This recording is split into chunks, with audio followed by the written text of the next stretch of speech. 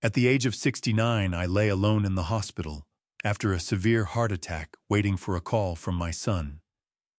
But that call never came. Instead, I opened social media and saw him in Paris throwing a lavish birthday party for his father-in-law. He wrote, "Thank you for always believing in and supporting me. You are the only father I have." I remained silent. I opened my banking app and made a transaction. What happened next changed everything. Welcome and thank you for being here with Wise Revenge. Where in the world are you tuning in from? Tell me your city or country below. Please note, certain elements in this story are dramatized for entertainment and learning.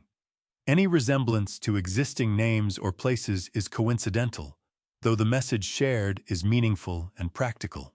The house had been quiet for 11 years, and I had learned to stop mistaking that quiet for emptiness. I woke at 6:15 on a Tuesday morning in late July, the way I had woken every morning for the past decade, without an alarm, without a reason, without anyone waiting on the other side of the bed. The ceiling fan turned slow overhead. Outside, a mockingbird was working through its entire repertoire in the oak tree at the edge of my yard, cycling through cardinals, blue jays, even a car alarm it had picked up somewhere along the way. I lay there and listened until the smell of nothing reminded me that the coffee wouldn't make itself. The kitchen was the room I had built last. When Margaret and I had started the house back in 1987, we had agreed, get the bones right first. Framing, plumbing, the load-bearing walls. The kitchen could wait. It always waited. By the time we finished it, Callum was 4 years old and already pulling himself up on the cabinet handles to see what was on the counter. Margaret used to say that boy was born reaching for things just out of range. I poured water into the machine and pressed the button and stood at the window while the coffee brewed. The backyard looked the same as it always did, the old work shed in the corner, the garden beds Margaret had planted, and I had maintained out of stubbornness the concrete path I had laid one summer when I needed something to do with my hands. 40 years in residential construction had given me a particular habit. I could not look at any structure without reading it. The fence needed a new post on the south end. The shed roof had maybe 2 more winters in it. The garden bed edging had shifted a 1/4 inch toward the grass. I was 69 years old. My knees made a sound going downstairs that I chose not to think about too carefully. My doctor, a straightforward man named Patterson who never sugar-coated anything, had told me 6 months ago that my heart was showing the kind of wear you expected in a man who had spent 4 decades doing physical labor in the heat. Nothing critical yet. But the word yet had a way of sitting with you. I carried my coffee to the table and opened the newspaper on my tablet. I had made the switch to digital 2 years ago, when my eyes started arguing with small print and read without really reading. My mind kept drifting to the phone. Callum had called me 3 weeks earlier. He called me the way he always called me lately, late in the evening after I had already settled in for the night, so that the conversation had a built-in time limit. His voice carried that particular tension I had come to recognize, the kind that sounds like stress but functions like a setup. "Dad," he had said, "I need to talk to you about something, and I need you to really hear me out before you respond." Those words, "really hear me out," had always meant that what followed was going to require more of me than listening. He had explained it carefully. His company, a mid-sized commercial flooring contractor he had built from scratch over the past 8 years, was in serious trouble. A major client had delayed payment on a large contract. Cash flow had seized up. He had payroll coming due in 2 weeks, and not enough in the account to cover it. He had good people working for him, 12 employees, some of them with families, some of them who had been with him since the beginning. "I'm not asking you to bail me out," he had said. "I'm asking you to help me bridge a gap, just until the payment clears. 6 weeks, maybe 8. I'll pay you back with interest." I had asked the questions a reasonable person asks. How much, what happens if the payment doesn't clear? Have you talked to your bank about a short-term line of credit? He had an answer for everything. The amount was $3,500 a month. The bank had already declined a credit line because of the delayed receivable sitting on the books. The payment would clear, he was certain of it, but certainty didn't pay 12 salaries. I looked at my coffee going cold on the table. I thought about the 12 employees he had mentioned. I thought about Margaret, who had told me once that the only thing worse than watching someone you love struggle is watching them struggle alone. I thought about the fact that Callum had built that company from nothing, the same way I had built this house with his own hands and his own stubbornness. "All right," I had said. "Send me your account information." The silence on the other end of the line lasted exactly 2 seconds before he said, "Thanks, Dad. I knew I could count on you." He had his own house across town, a nice place in a newer development he and his wife Brielle had bought 4 years ago. He had his own life, his own routine, his own way of doing things. What I told myself that night sitting at this same kitchen table was that I was doing what fathers do. I was holding something up until it could hold itself. I finished my coffee. The mockingbird outside had moved on to imitating a phone ringing, which I found either funny or irritating, depending on the morning. I rinsed my mug, set it in the rack to dry, looked at the phone on the counter. Then I opened the banking app, found Callum's account information in my saved contacts, and scheduled the first transfer. $3,500. The confirmation number appeared on the screen. I pressed my thumb to the button. Done. I set the phone face down on the counter, picked up my work gloves from the hook by the door, and went outside to fix the fence post on the south end before the morning got too hot. It was the most ordinary Tuesday I could imagine. I had no idea it was also the beginning of something I would spend the next 2 years trying to understand. The first transfer felt like love. By the 12th, it had become habit. By the 24th, it had become something I no longer had a name for. I remember the second month clearly, because Callum called on a Wednesday afternoon instead of his usual late evening slot. His voice was lighter that time, relieved even, and he told me the payroll had gone through without a problem, that his employees had no idea how close things had come to falling apart, and that the delayed client payment was still pending but showing movement.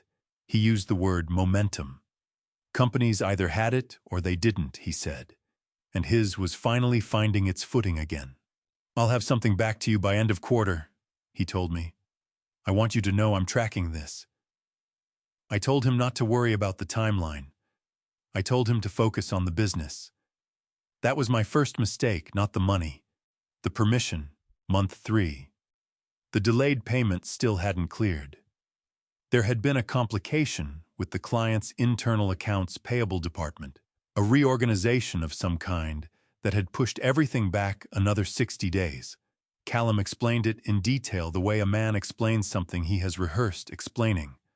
I listened. I transferred the money. Month 5, a piece of equipment failed, a commercial-grade floor grinder that the crew depended on for large contracts. Replacing it cost more than he had available. He asked if I could do $4,500 that month instead of $3,500. "Just this once," he said. "I'll fold it back into the regular amount as soon as the equipment is paid off." I did $4,500. Month 7, I sat at my kitchen table on a Sunday morning and opened my banking app out of habit, the way I checked the weather or the news, and I looked at the outgoing transfers for the year. 7 months. $26,500. I sat with that number for a while. Then I told myself what I had been telling myself since July: he's building something. Building takes time, and it takes capital, and capital is exactly what I have, and he doesn't. I closed the app and went out to work in the garden. Month 9. Callum mentioned Brielle for the first time in one of these calls. She had taken on some freelance work to help with household expenses, he said. She was doing her part. He wanted me to know they weren't just relying on me, they were both pulling. I appreciated him saying it. It made the arrangement feel less like a rescue and more like a bridge, which is what I had always told myself it was. Month 12. I transferred the $3,500 on the first of the month, the same way I paid my electric bill, automatically, without ceremony. I had set up a recurring transfer by then. It was easier. It meant I didn't have to make the decision again each month. The decision had already been made. I celebrated 1 year of this quietly alone at the kitchen table with my coffee by telling myself that the hard part was probably behind us. Month 14. Callum called with news about a new contract, a large commercial development on the east side of the city, multiple buildings flooring throughout. If it came through, he said it would change everything. The company would finally be on solid ground. He was cautious about it, didn't want to jinx it, but he wanted me to know there was light at the end of the tunnel. I told him I was proud of him for keeping at it.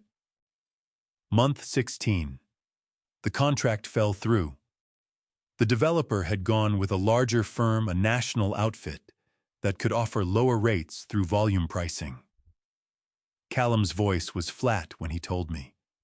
Not defeated exactly, but hollowed out in a way that made me ache to hear it. I told him that losing one contract didn't define the company. I told him the right opportunity was still coming. I told him I wasn't going anywhere. I meant every word.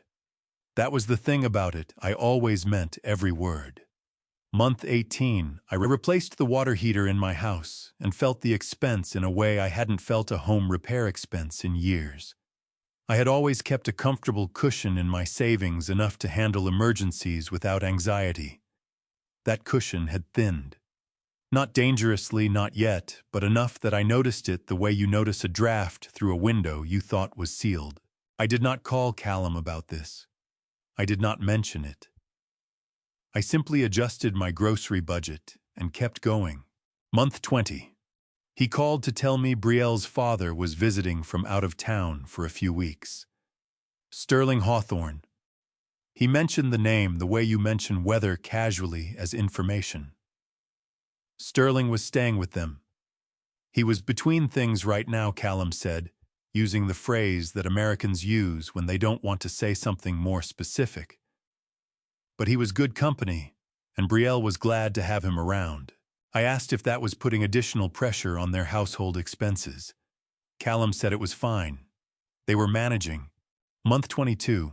I noticed Callum had stopped mentioning payback timelines. In the early months, every call had included some version of the promise end of quarter, once the contract clears, as soon as we're stabilized. Somewhere in the middle of the second year, those phrases had quietly disappeared. The conversations had shifted. Now we talked about challenges, about the market, about how difficult the commercial construction sector had become. We talked about everything except when the money might come back. I noticed. I filed it somewhere I wasn't ready to open. Month 24. On a warm morning in late July, I sat at my kitchen table and did the arithmetic that I had been avoiding for 2 years. $3,500 multiplied by 24 months. $84,000. I wrote the number on a notepad in front of me. Looked at it. Then I looked at my most recent bank statement, which I had printed the day before because my eyes were tired of reading screens. The line for monthly recurring transfers to Callum's account ran down the right column like a pulse, steady, reliable, never missing a beat. Below the statement, I had placed my electric bill, which I had paid 4 days late that month, because I had miscalculated the timing of my own expenses against the transfer date. I was 69 years old. I had built houses for 4 decades. I understood load-bearing walls, and I understood the difference between a structure under stress and a structure about to fail. I understood sitting at that table that something in this arrangement had shifted without my permission, and that I had been too willing to look at the horizon instead of the foundation. I picked up the notepad. I folded it once, then again, and put it in my shirt pocket. That afternoon, I drove to my doctor's appointment, the one I had rescheduled twice because the first 2 times I hadn't felt like sitting in a waiting room answering questions about my stress levels. Patterson looked at my blood work, looked at the monitor readings, and told me my heart was working harder than he wanted to see. "You need to reduce the load," he said. "Physical, yes, but also the other kind." I drove home with the folded notepad in my pocket and the word load ringing in my ears, and I did not know yet exactly what I was going to do about any of it. 2 weeks later, I collapsed in my kitchen at 6:40 in the morning, and the decision was made for me. The floor came up fast. One moment I was reaching for my coffee mug on the counter, and the next, my left hand was grabbing at the cabinet handle and missing, and the linoleum was pressing cold against my cheek, and I was thinking with remarkable clarity that I had installed this flooring myself in 2009, and I had done a good job of it.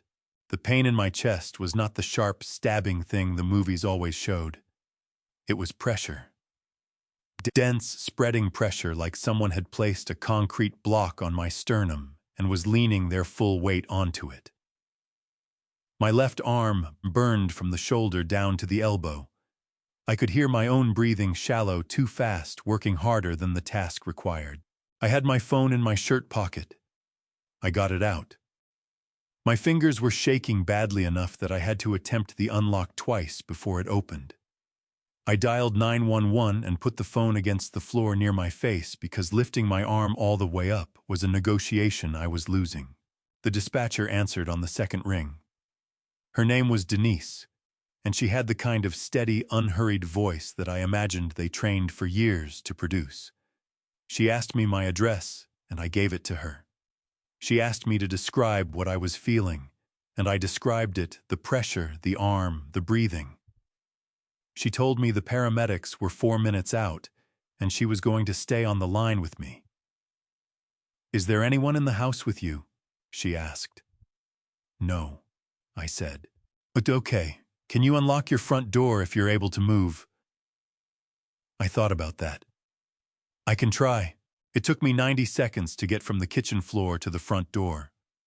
I unlocked it, then sat down with my back against the wall beside it, because standing was no longer something my body was willing to negotiate on. Outside, the mockingbird was going again in the oak tree. I focused on that, the bird cycling through its borrowed sounds, because it was something ordinary in a moment that had stopped being ordinary. The paramedics arrived in 3 minutes and 40 seconds. I know because I watched the clock on my phone the entire time. They were 2 young men, efficient and calm, and they had me on a gurney and into the ambulance before I had fully processed that this was happening. One of them placed electrode pads on my chest for a portable ECG, while the other established an IV line in my right arm. They gave me aspirin to chew, standard protocol for suspected cardiac events, one of them explained, which I appreciated. I have always preferred to know what is being done to me and why. At the hospital, the emergency department moved with the particular organized urgency of people who have done this hundreds of times. A cardiologist named Dr. Mercer, a compact, precise woman who wore her gray hair pulled back and spoke in complete sentences, reviewed my ECG results within 20 minutes of my arrival. She explained that I had experienced what she called a moderate cardiac event, consistent with the wear she could see in the imaging. Not a full myocardial infarction, but serious enough to require monitoring and, depending on what the next 24 hours showed, possibly a procedure to address partial blockage in one of the coronary arteries. "You got lucky," she said, "in the sense that you called when you did and your door was unlocked. A lot of men your age wait too long." She said it without judgment, the way Patterson said things. I had apparently developed a habit of surrounding myself with doctors who told the truth. They moved me to a room in the cardiac monitoring unit by mid-morning. The room had a window that looked out onto the hospital's east parking lot, which was not scenic, but was at least daylight. A monitor above my bed tracked my heart rhythm in green lines on a black screen, beeping with a regularity that I found after a while almost comforting. At least something was keeping time. By afternoon, I had called exactly one person, Harold Briggs, my neighbor of 14 years, who lived 2 houses down and had a spare key to my place for emergencies. Harold was 73, a retired postal worker with a loud laugh and a habit of appearing at my back fence whenever he smelled something cooking. He picked up on the first ring, and when I told him what had happened, his voice dropped into the register people use when they are frightened, but trying not to sound it. "Lord Everett, you should have called sooner." "I was on the floor," I said. "Right. Okay. Do you need anything?" "I need you to check on the house. Lock the back door if it isn't locked. There's food in the refrigerator. Help yourself to whatever's there." "I'll go right now. What about—" He paused. "Should I call Callum?" I looked at the green lines moving across the black screen above me. My son's name in Harold's mouth felt strange in that moment, like hearing a word in a language you thought you had forgotten. "I'll handle that," I said. I did not call Callum. I told myself it was because I didn't want to alarm him. I told myself he was busy, that the business demanded his attention, that a phone call saying his father was in the hospital would only distract him from things that needed doing. I told myself all of this while the afternoon turned to evening and the parking lot outside my window emptied out car by car.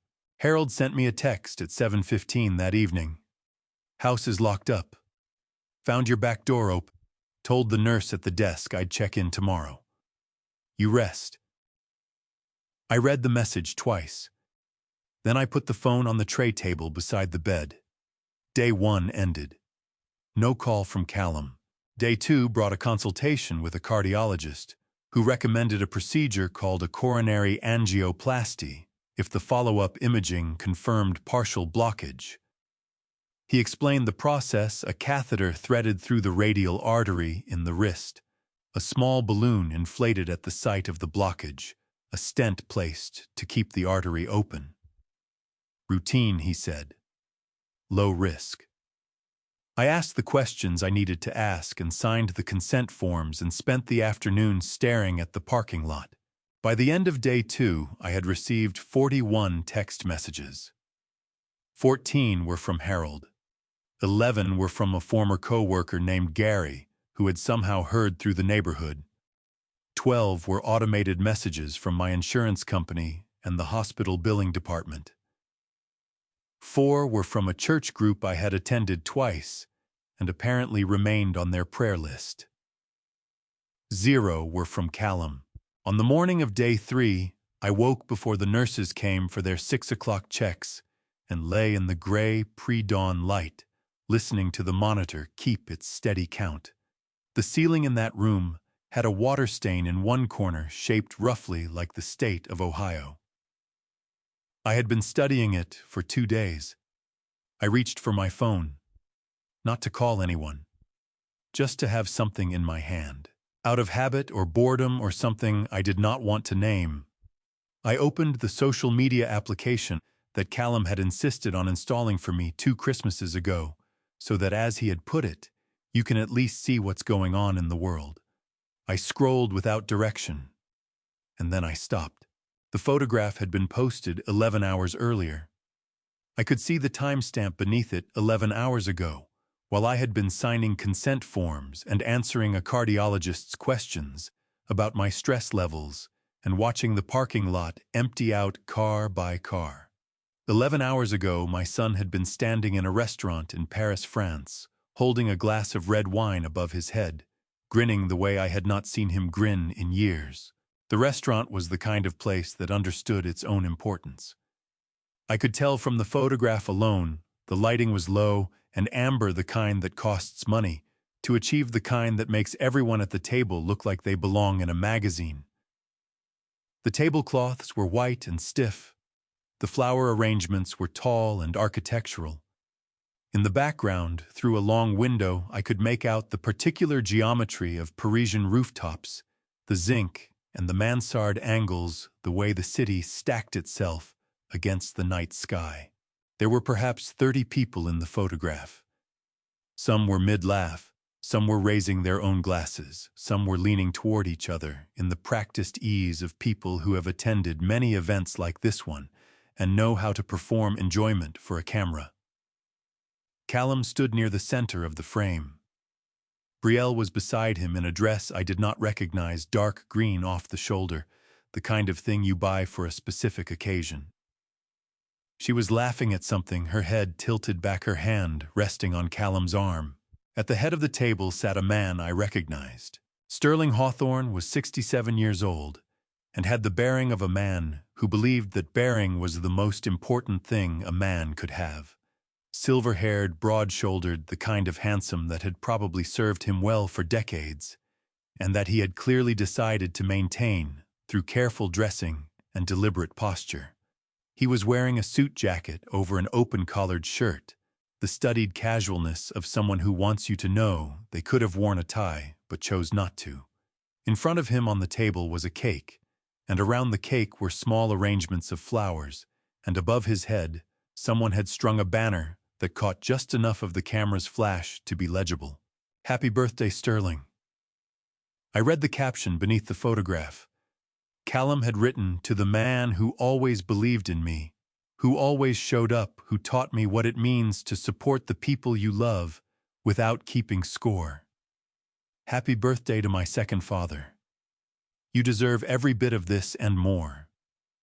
I read it once. Then I read it again.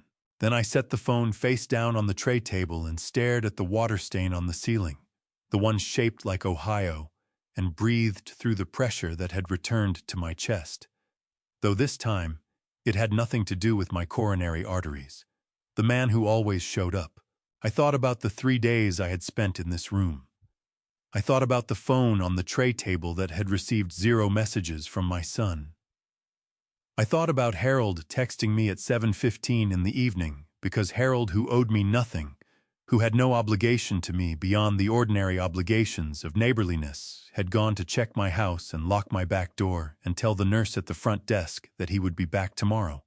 I thought about the month Callum had called me the previous month as it happened, which meant I had been lying in this hospital bed for 3 days, while the money from that month's transfer was presumably still sitting in whatever account he used for things like flights to Paris and dinners in restaurants with amber lighting and flower arrangements that cost more than my monthly grocery budget. I thought about his voice on that call. He had mentioned something about a supplier relationship that was straining a flooring materials company that was tightening its credit terms. He had needed the transfer a few days early if I could manage it. I had managed it. I had transferred the money 4 days ahead of schedule because he had asked, and I had not wanted him to have to ask twice. 4 days early. And 11 hours ago, he had been standing in Paris, holding a glass of wine above his head and smiling for a camera. I picked the phone back up. My thumb moved without entirely consulting the rest of me, scrolling back through Callum's social media profile, past the business updates and the reposted industry articles and the occasional photograph of a completed project, looking for something I couldn't name. What I found was a pattern I had not been looking for. Over the past 18 months, there were photographs. Not many. Callum had never been someone who posted frequently, but enough. A dinner at a steakhouse in the city, the kind with the dark wood paneling and the dry aged cuts on a printed card. A weekend that appeared to have involved a lake house based on the dock in the background of one image and the jet ski in another. A photograph from what looked like a rooftop bar, the skyline spread out behind Callum and Brielle and Sterling, and a group of people I didn't recognize, all of them mid-toast. Each of these had timestamps I could read. Each of them fell within the 24 months I had been sending $3,500 a month to keep his company from collapsing. I put the phone down on my chest. The monitor above my bed continued its steady green count.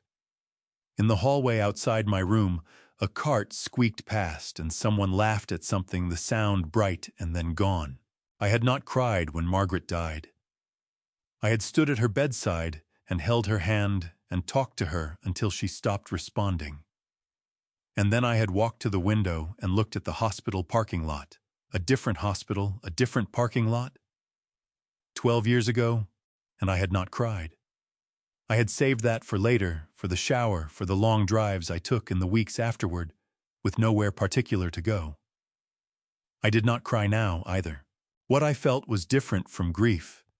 It was more structural than that, the feeling of pressing your hand against a wall you believed was solid, and finding that the surface moved, that something behind it had been hollow for longer than you knew, that the crack you were looking at now had been forming quietly for years while you were looking somewhere else.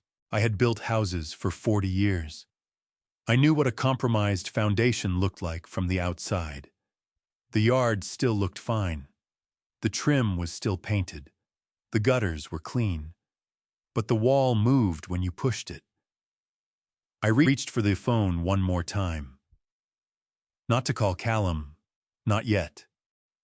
Not like this, not from a hospital bed with an IV line in my arm and a heart monitor counting my pulse overhead, not while the amber light of a Paris restaurant was still burning behind my eyes. Instead, I opened my contacts. Scrolled to a name I had not called in 8 months. Raymond Kowalski. A man I had worked with for 6 years in the early 90s, a careful, methodical accountant who had spent the last 2 decades doing financial consulting work, and who had once told me over beers at a 4th of July cookout that public business records in this country were the most underused resource available to any private citizen who bothered to look. I typed a message instead of calling because my voice was not entirely steady, and I preferred Raymond not to hear that. Raymond. It's Everett Voss. I'm in the hospital, cardiac, nothing immediately life-threatening. When you have a moment, I need a favor. I need someone to look at a company for me. Public records only. I'll explain when you call. I sent it. Then I placed the phone on the tray table and closed my eyes. Outside in the parking lot, the first gray light of morning was beginning to show at the edges of the sky. I had not slept. But I was finished waiting. Raymond called back at 7:40 the following morning. I was already awake. I had been awake since 4, watching the parking lot collect the first cars of the early shift nurses, technicians, the people whose days began while the rest of the city was still deciding whether to get up. The angioplasty procedure had been scheduled for that afternoon. Dr. Mercer had stopped by at 6:30 to walk me through it again, the same clear, unhurried explanation she had given the day before, and I had nodded at the right moments and signed the supplementary consent form and asked the one question I had forgotten to ask previously, which was how long before I could do moderate physical work afterward. 6 weeks minimum, she said. Light activity only. No ladders. I had been building and repairing things with my hands for 4 decades. 6 weeks of no ladders felt like a particular kind of sentence. When Raymond's name appeared on my screen, I picked up before the second ring. Everett. His voice was the same as I remembered it, careful and measured, the voice of a man who had spent his career reading numbers and understood that numbers, unlike people, did not exaggerate. How are you feeling? Like a man who called 911 from his kitchen floor, I said. But they tell me the procedure this afternoon is routine. Good. Routine is good. A pause. I got your message. I've been up since 5. Raymond had spent 30 years in accounting, and the last 15 doing financial consulting, which meant that he understood the architecture of a business. The way I understood the architecture of a house.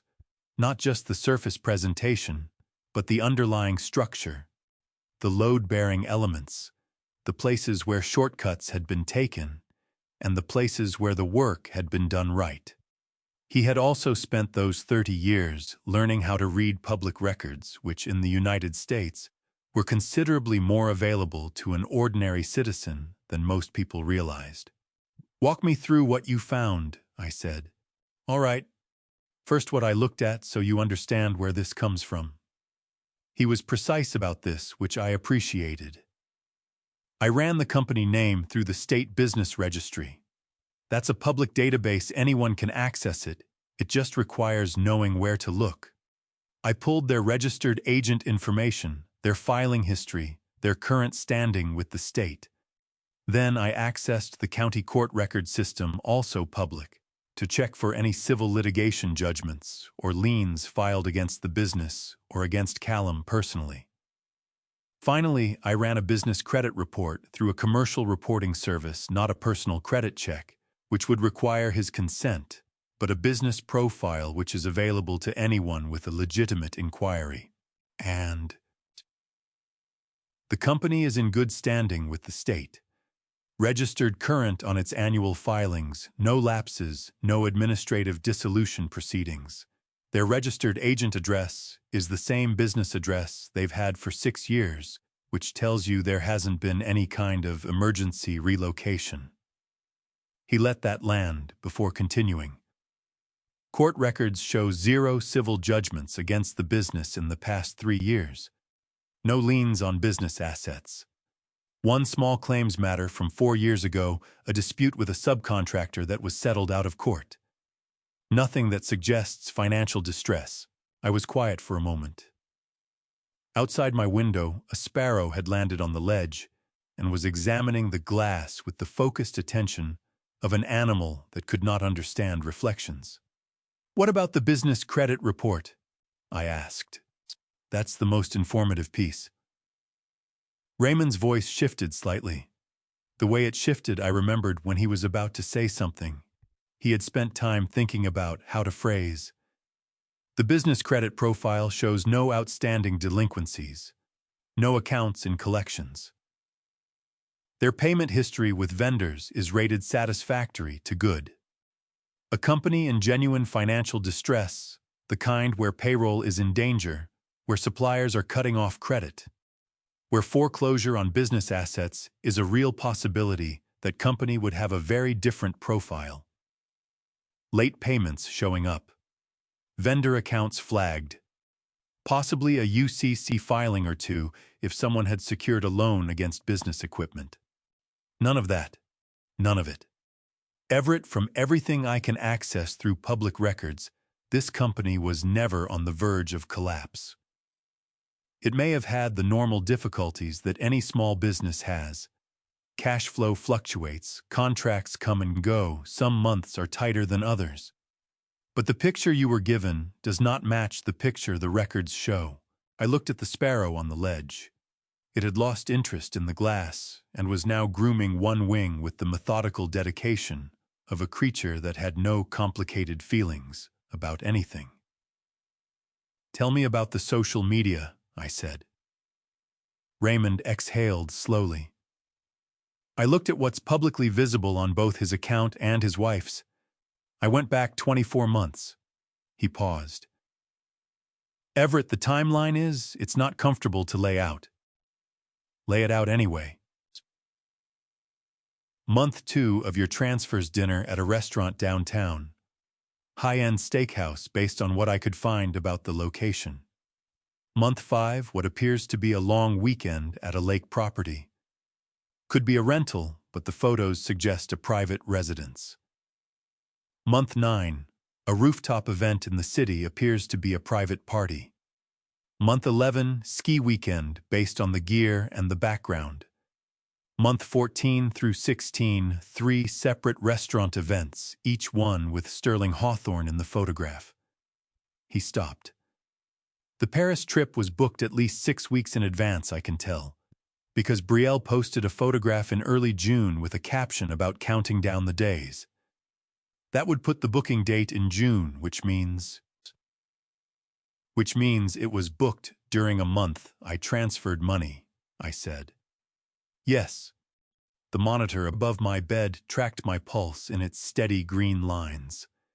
I watched the pattern for a moment, the peaks, the valleys, the relentless regularity of a heart that was damaged but still working. "Raymond," I said, How much would a dinner like that cost? The Paris restaurant. 30 people, that kind of setting. He was quiet for a moment. For a private event at a restaurant of that caliber in Paris, including the venue fee, the food and beverage minimum, the service charge, the gratuity. Another pause. Conservatively, between $12,000 and $18,000, possibly more depending on the wine. I did the arithmetic without meaning to. $12,000 was more than 3 months of transfers. Thank you, I said. I mean that. Everett, his voice was careful. What are you going to do?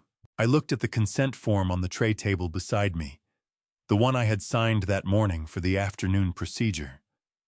The one that explained in the measured language of medical documents that a catheter would be threaded through the artery in my wrist to address a partial blockage that had been building quietly for years without my knowledge compromising blood flow. To a degree I hadn't felt until my kitchen floor came up fast, and the pressure in my chest became impossible to ignore. First, I said, I'm going to let them fix my heart.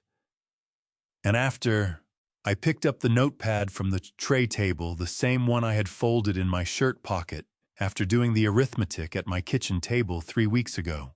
I opened it. $84,000 in my own handwriting. After, I said, I'm going to stop pretending the wall isn't moving. Raymond didn't ask me what that meant. He had known me long enough to understand that I would explain it through actions rather than words, and that the actions would come when they were ready. We said goodbye. I put the phone down. At 2:15 that afternoon, Dr. Mercer and her team performed the angioplasty without complication. I was awake for the procedure, local anesthetic only standard for this type of intervention, and I watched the monitor beside the table that showed the catheter's progress. In real time, a thin line moving through the architecture of my own body toward the place where something had partially closed off. When it was done, Dr. Mercer said, "The blockage is clear. Blood flow is good." I said, "Thank you." She said, "Rest tonight. We'll talk tomorrow about what comes next." I already knew what came next. They kept me one additional night after the procedure for observation, which gave me approximately 18 hours with nothing to do but lie still and think. I have never been good at lying still. 40 years of construction work had built into my body a deep suspicion of inactivity. The feeling that if your hands weren't doing something useful, something somewhere was falling behind. But the nursing staff at this hospital had a polite and non-negotiable way of communicating that a man 24 hours out from a cardiac procedure was not going to be doing anything useful for the foreseeable future. So I lay in the bed, and I thought, which is its own kind of labor if you do it honestly. I thought about Sterling Hawthorne. I had met him 4 times. The first was at Callum and Brielle's wedding 6 years ago, in a rented garden venue on the east side of the city. Sterling had worn a suit that fit the way expensive suits fit, like it had been built around him, specifically like the fabric understood his intentions. He had given a toast that was technically about Brielle, but was primarily about himself, the kind of toast that uses the occasion to establish the speaker's own significance. He had a voice built for rooms, resonant, unhurried, the voice of a man accustomed to people waiting for him to finish before they spoke. After the ceremony, he had found me near the bar and shaken my hand with the particular firmness of a man who believes handshakes communicate character. "Callum speaks very highly of you," he had said. "He's a good son," I had replied. Sterling had smiled a broad, confident smile that didn't quite reach the outer corners of his eyes. "A man is only as good as the people who believed in him first," he said. Then he had moved on to the next conversation, leaving me with the faint feeling of having been assessed and filed away. The second time was a Thanksgiving dinner 2 years into the marriage. Brielle had insisted on hosting, which meant a large house full of her family's friends and a table set with the kind of deliberate perfection that takes hours to achieve and communicates to every guest exactly how much effort has been made on their behalf. Sterling had arrived late and left early, and in between had held court at the end of the table, telling a long story about a real estate deal he had brokered in the 90s that had apparently made several people very wealthy. I had sat across from Callum during that dinner. My son had watched Sterling with an expression I recognized now, though I had not named it. Then the expression of a man trying to learn a language by listening very carefully to a fluent speaker taking notes. He hoped no one would notice him taking. The third time I saw Sterling, he had come to pick up Brielle from a Sunday lunch at Callum's house. I had been there to help Callum repair a section of deck railing that had rotted through the kind of practical task that my son, for all his business acumen, had never developed patience for. Sterling had stood at the edge of the deck while we worked, hands in his pockets, watching with the idle interest of a man who had decided long ago that his time was too valuable for manual labor. "You're good with your hands," he had said to me, which I understood to be a compliment arranged to sound like one. 40 years of practice, I had said. "There's something to be said for a man who knows how to fix things," Sterling replied. Then he had put his arm around Brielle's shoulders and guided her toward the car with the practiced ease of a man who moved through the world as though it had been arranged for his convenience. The fourth and final time, a year ago, 18 months into my transfers, Callum had brought them both to Sunday dinner at my house. Brielle had been warm and attentive in the way that she always was with me, asking about my health, complimenting the garden, carrying her dish to the kitchen without being asked. She was not a careless person. She was, I understood now, a careful one. There is a difference. Sterling had looked around my kitchen with the same assessing quality he brought to every room he entered. He had commented on the craftsmanship of the cabinets I had built them myself in 2003 and asked what the house might be worth in the current market, which was the kind of question that sounds like admiration but functions as appraisal. Over dinner, he had talked about a business opportunity he was evaluating, an investment of some kind, he said, with strong upside potential, but requiring more capital than he currently had positioned. He had looked at Callum when he said it, not at me. Callum had nodded slowly, the way a student nods when a professor makes a point he intends to remember. 3 weeks after that dinner, Callum had called me with a new reason the company needed help. I lay in the hospital bed and assembled these 4 memories the way I would have assessed a structure, looking for the load-bearing elements, the places where the weight was actually resting. What I found laid out in sequence was not complicated. Sterling Hawthorne wanted things. Brielle wanted Sterling to have them. Callum wanted Brielle to be happy. And I had wanted my son to succeed. Each of us had been pulling toward something. The only difference was the direction. I reached for my phone, not to call anyone. Not yet. I opened the banking application, found the recurring transfer, pressed my thumb to the screen and held it there for a long moment, feeling the cool glass against my skin. Then I navigated to the account settings, found the scheduled transfers, found Callum's name in the list. My thumb moved to the cancel button. I pressed it. The screen asked me to confirm. I confirmed. Then I opened the memo field for the final posted transaction, the one that had already cleared 4 days ago. The last one that would ever clear, and I typed 7 words. Support ended. Trust broken. I wish it hadn't. I pressed save. Then I put the phone face down on the tray table, closed my eyes, and for the first time in 3 days, I slept. Dr. Mercer discharged me at 9:15 on a Friday morning with a folder of instructions, a prescription for 2 medications, and a list of things I was not allowed to do for the next 6 weeks. No heavy lifting, no strenuous exertion, no ladders. Follow-up appointment in 10 days. Call the office immediately if I experienced chest pain, shortness of breath, or unusual fatigue. I thanked her. She shook my hand with the firm, brief grip of someone who had done her job well and knew it. Then I called a car service because I had not driven myself to the hospital, and I was not about to ask anyone to come get me. The driver was a young man named Terrence, who asked me once how I was doing and accepted "fine, thank you" as a complete answer, and did not speak again for the duration of the 30-minute drive. I appreciated this more than I could have explained. I watched the city move past the window. The ordinary Friday morning machinery of its school buses making their stops. A woman walking 2 dogs of vastly different sizes.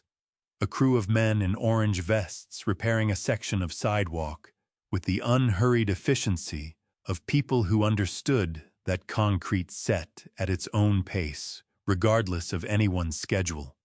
I had spent 40 years as part of that particular machinery. The city building and repairing itself one structure at a time. Harold was sitting on my front porch when Terrence pulled into the driveway. He stood up when he saw me get out of the car. A tall man, broad through the shoulders, even at 73, with white hair cut close, and the kind of deeply lined face that came from decades of outdoor work and genuine expression. He was holding a paper bag from the diner 2 blocks over, and when he saw me moving carefully up the front walk, he came down the steps to meet me halfway, which I did not ask him to do, and which I was more grateful for than I was prepared to say. "You look like a man who just got out of the hospital," he said. "That's accurate," I said. "Good. You also look better than I expected." He held up the paper bag. "I brought eggs and toast. Don't argue with me." I did not argue with him. Inside, Harold made breakfast, while I sat at the kitchen table and went through the discharge folder reading the medication instructions and the dietary guidelines and the cardiac rehab schedule that the hospital had enclosed.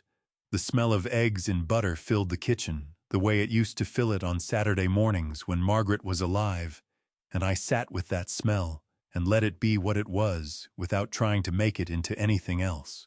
Harold set a plate in front of me and sat down across the table with his own coffee. "The boy called me yesterday," he said without preamble. I looked up. "Callum. Left a voicemail. Wanted to know if I knew what was going on with some bank account." Harold wrapped both hands around his mug. His expression was the careful neutral of a man choosing his words. "I didn't call him back." "I appreciate that." "I figured you'd tell me if you wanted me to." He paused. "Do you want to tell me? I ate a bite of eggs." Then I told him. Not everything, not the full architecture of it, not every month and every excuse and every transfer, but enough. The 2 years, the $84,000, the photograph from Paris. What Raymond had found in the public records. What I had done before I went to sleep the night before. Harold listened, the way good men listen without interrupting, without offering his reaction before it was wanted, without the particular kind of sympathy that is really just discomfort looking for somewhere to put itself. When I finished, he was quiet for a moment. Then he said, "Lord Everett." "Yes," I said. "What do you need from me today?" This was the thing about Harold that I had come to rely on over 14 years of neighborliness. He did not ask what you were feeling, or what you were thinking, or what any of it meant. He asked what you needed. It was a practical man's form of love, and I understood it completely. "There are some boxes in the guest room," I said. "Things of Callum's he stored here over the years. I'd like them moved to the covered section of the back porch. I'll deal with them from there." Harold nodded once. After breakfast, while Harold moved the boxes, I went to the utility drawer in the kitchen, where I kept the basic tools I needed for household repairs. I found the deadbolt kit I had ordered online 3 days ago from the hospital. It had arrived per the tracking notification Harold had forwarded me the previous afternoon. A deadbolt installation was a 40-minute job for a man with no experience. For me, it was 15 light enough work that I didn't consider it a violation of Dr. Mercer's instructions. No ladders, no heavy lifting, just a screwdriver and a steady hand, including the time I spent testing the mechanism twice before I was satisfied with the resistance. The old lock had been on the door for 9 years. I had installed it myself the year after Margaret died, during a period when I had needed things to fix. I turned the new key. The bolt moved cleanly with the solid, definitive sound of a mechanism that had been installed correctly, a sound I had always found satisfying in the way that any well-executed piece of work was satisfying. Not triumphant, just correct. Harold appeared in the hallway behind me, brushing dust from his hands. Boxes are on the porch. Thank you. He looked at the new lock, then at me. Changing more than the hardware, he said. It was not a question. I did not treat it as one. Go home, Harold, I said. I'll bring the eggs over on Sunday. He laughed the loud, unguarded laugh that had been startling me over the back fence for 14 years, and went out the front door, which I locked behind him with the new key. I stood in the hallway. The house was quiet. But it was a different quiet than the one I had left 5 days ago. That quiet had been the quiet of a place where someone was waiting. This quiet was something else entirely. My phone buzzed on the kitchen counter. I walked over and looked at the screen. Callum. Calling, not texting. The phone vibrated in my hand with the particular urgency of a call that had been preceded by several unreturned messages. I set it face down on the counter, went to the window. The garden needed attention. The beds had gone 5 days without water, and the edges wanted trimming. The south fence post still leaned slightly, though I had reinforced it before the hospital. Small things. Manageable things. Things that would respond to the work I put into them. The phone stopped buzzing. Then after a pause of approximately 40 seconds, it started again. I picked up on the third ring of the second call. Not because I had decided to. More because standing at the kitchen window watching the garden and listening to the phone vibrate against the counter had become its own kind of tension, and I have never been a man who managed tension well by ignoring it. Better to face the thing directly and know what you were dealing with. Dad. Callum's voice came through the speaker tight and controlled the voice of a man who had prepared what he was going to say and was now delivering it with the careful precision of someone diffusing something. I've been trying to reach you. I know, I said. Harold texted me 4 days ago that you were in the hospital. I've been there. Was a situation I had to handle. I was going to come as soon as Callum, I said. What do you need? A pause. Short, but long enough to tell me something. What happened to the account? He asked. The joint account we set up for the transfers. I went to pull from it this morning, and it's showing a zero balance. The bank is saying the recurring transfer was canceled. I moved to the kitchen table and sat down. Outside, a cardinal landed on the garden bed edging and began working at the soil with the focused intensity of a creature that knew exactly what it was looking for. The transfer was canceled, I said. I canceled it. Dad. I canceled it from the hospital 4 days ago after I had some time to think. Another pause. Longer this time. When Callum spoke again, the controlled delivery had developed a fracture in it. Not quite anger yet, but the thing that lived directly beneath anger pressing upward. You can't just do that without telling me. We had an arrangement. We did, I said. The arrangement is over. Over. He repeated the word the way a man repeats a word he is testing for structural integrity and finding it inadequate. Dad, I have obligations. I have a credit card balance from... He stopped himself. Started again. There are financial commitments that were made based on the assumption that Based on the assumption that I would keep sending money, I said. Based on the assumption that you and I had an agreement. I looked at the cardinal outside. It had found whatever it was looking for and was now eating with complete concentration, indifferent to everything beyond the immediate task. Callum, I said, how did you know I was in the hospital? Harold texted me. I told you. He texted you 4 days ago. Yes. You're calling me today. The silence on the line had a particular quality to it. Not the silence of someone gathering their thoughts, but the silence of someone who has registered a point they cannot argue with and is deciding how to proceed anyway. Dad, I had things I had to deal with. You know how demanding the business is right now. I couldn't just drop everything. You were in Paris, I said. The silence this time was different. Harder. Flatter. I saw the photograph, I said. Sterling's birthday dinner. You posted it 11 hours after Harold texted you that I was in the hospital with a cardiac event. That trip was planned months ago. We couldn't just cancel. I understand. I kept my voice even. I'm not asking you to explain the trip, Callum. I'm telling you what I saw. It's not what it looks like. What does it look like? He didn't answer that.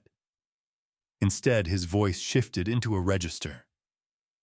I recognized the register he used when he wanted something, and had decided that the most efficient path was to move past the obstacle rather than address it directly. Dad, I need you to reinstate the transfer. Just temporarily.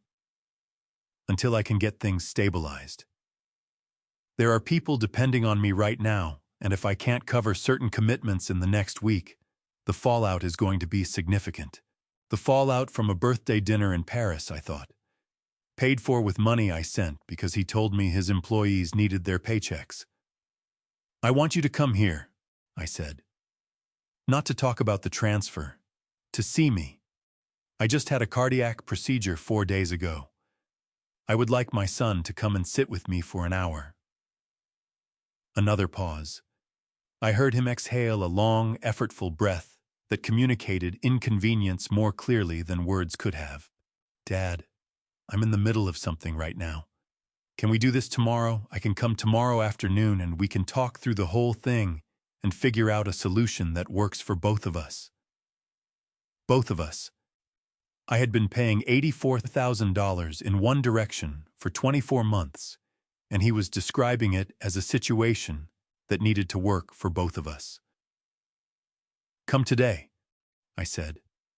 Come this afternoon. I'm here. I'm not going anywhere. I really can't. Today there's a... Callum. I put my hand flat on the kitchen table. The wood was cool and solid under my palm. I had built this table myself in 1998 from oak salvaged from a demolition site, and it had not moved or warped or given me a single problem in 27 years. I'm not asking about the money.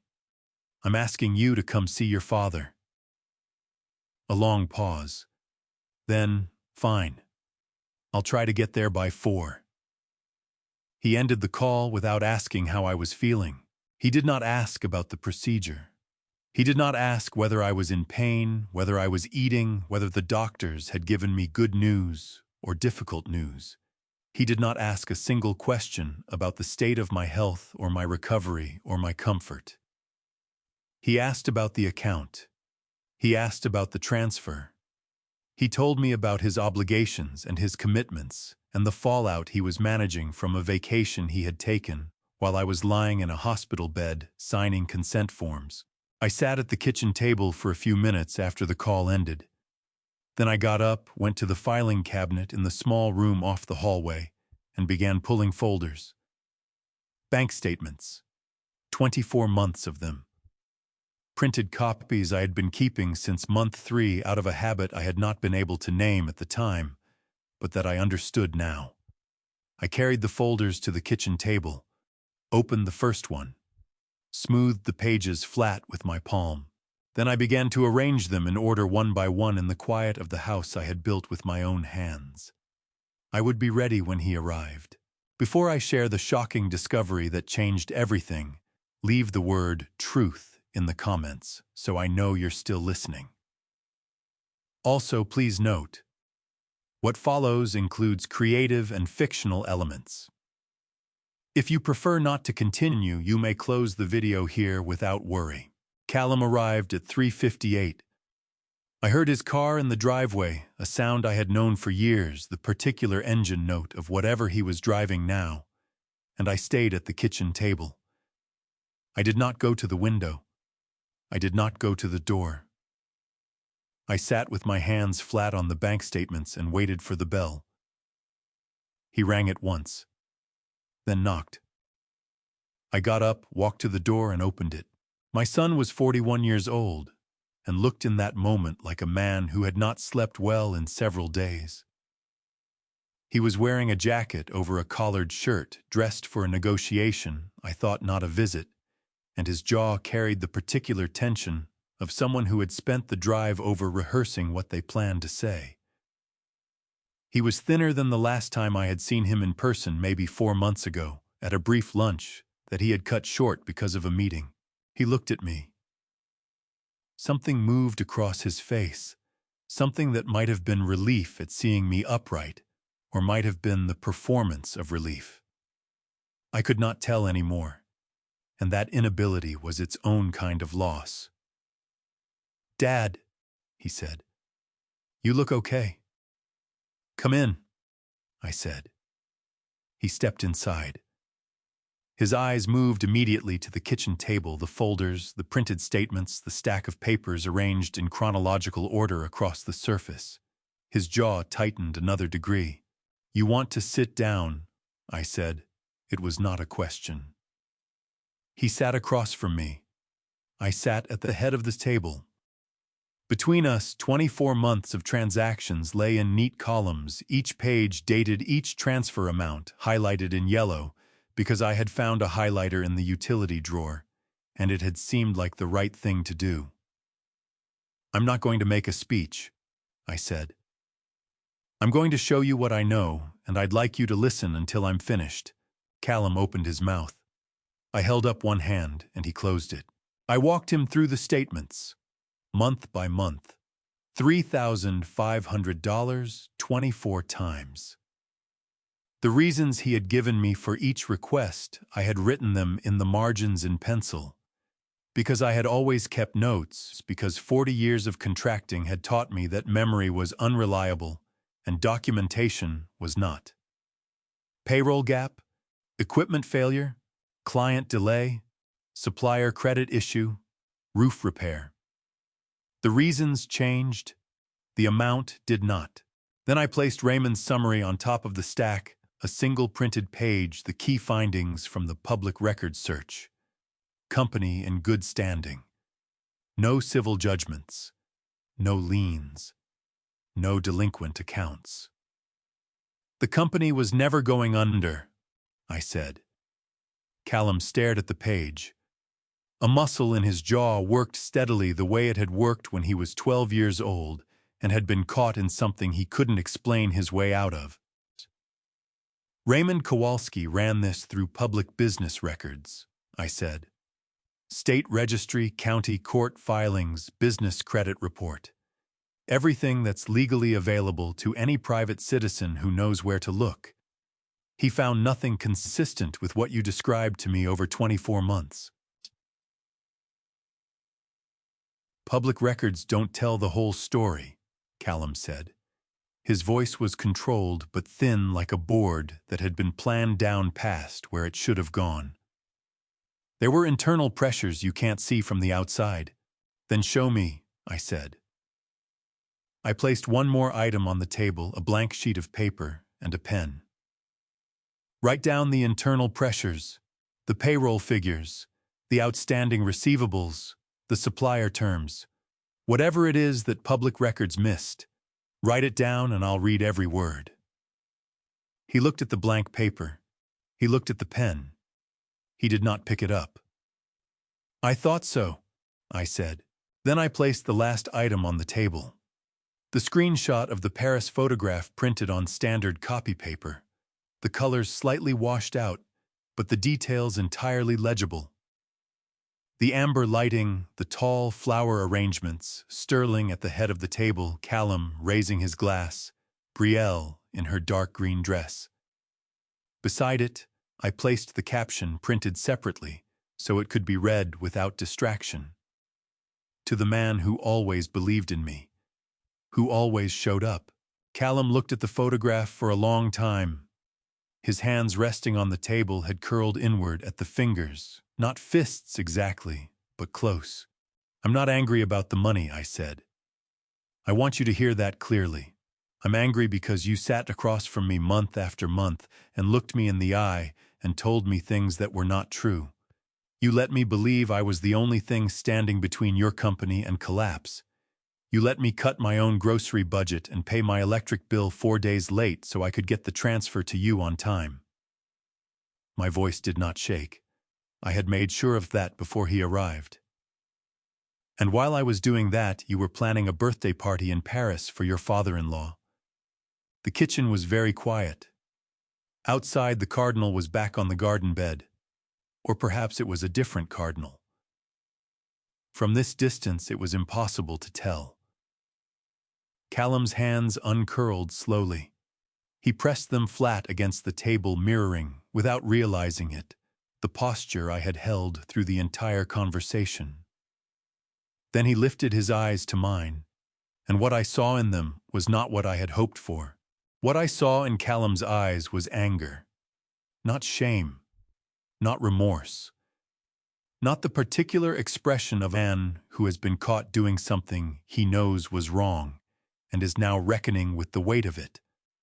What rose in my son's face as he looked at the photograph and the statements and the blank page he had not touched was anger, clean hot, and entirely directed at me. He pushed back from the table. The legs of the chair scraped against the kitchen floor with a sound like something tearing. You had someone investigate me, he said. His voice had dropped into a register I had not heard from him before. Low and tight, each word bitten off at the end. You hired someone to go through my business records. Raymond looked at public records, I said. The same records any person can access. No one went through anything private. It's the same thing. He stood up fully, his hands pressing into the table's edge. You went behind my back. You built a case against me like I'm some kind of... He stopped, swallowed, started again. Do you have any idea how much pressure I've been under? Do you have any concept of what it takes to keep a company running when the market is doing what it's been doing for the past 2 years? Tell me, I said. I've been asking you to tell me for 24 months. You don't want to hear it. You want to sit there with your folders and your highlighted pages and your retired accountant friend and feel righteous. He pushed off from the table and moved toward the window, putting his back to me the way he used to do as a teenager when a conversation was going somewhere he didn't want it to go. I made decisions, business decisions. Some of them required resources that I didn't have available at the time. That's how business works. That's not lying, that's managing a situation. You told me your employees were going to lose their jobs, I said. You told me the house was going to go under. You told me you were on the edge of losing everything. We were struggling. You were in Paris. He turned from the window. His face had gone red across the cheekbones the way it did when he was a boy and had run too hard for too long, and his body was telling him it had reached its limit. His hands came up in a gesture that was half frustration and half something he couldn't name. One, that trip was for Brielle. He said, his voice cracking at the edges now, the controlled delivery finally giving way. Sterling's been through a difficult year, and Brielle needed to do something for him, and I was trying to be a good husband. Is that something you can even understand? being a good husband, putting someone else first. The words landed the way he intended them to, aimed at the gap where Margaret used to be at the 11 years I had spent alone in this house. I felt them hit. I did not let him see that they hit. Your mother would have paid her own electric bill on time, I said quietly. Callum's jaw clenched so hard, I could see the muscles working beneath the skin. He brought his fist down on the kitchen counter, not violently, but with enough force that the fruit bowl rattled, and a single orange rolled to the edge and stopped there, balanced. You were never someone I could actually count on, he said. Not really. You gave money because it made you feel useful, because it gave you a reason to be involved in my life. That's not generosity, that's control. The kitchen was very still. I looked at my son standing at my counter in my kitchen, in the house I had built with my hands before he was born, and I understood something that I had been circling for 24 months without being able to land on it directly.